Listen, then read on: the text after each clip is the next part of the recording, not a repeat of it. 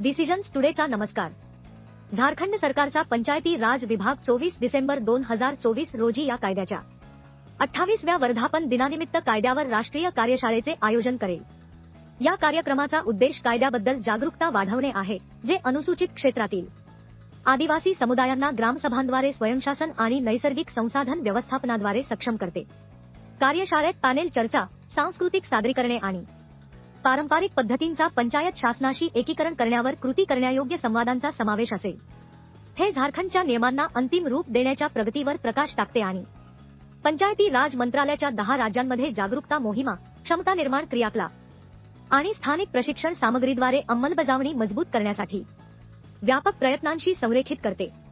हा उपक्रम सर्वसमावेशक वाढ, शाश्वत विकास आणि आदिवासी वारसा जतन करण्यासाठी सरकारची वचनबद्धता अधोरेखित करतो. डिसिजन्स टुडे पाहिल्याबद्दल धन्यवाद. प्लीज सबस्क्राईब करा.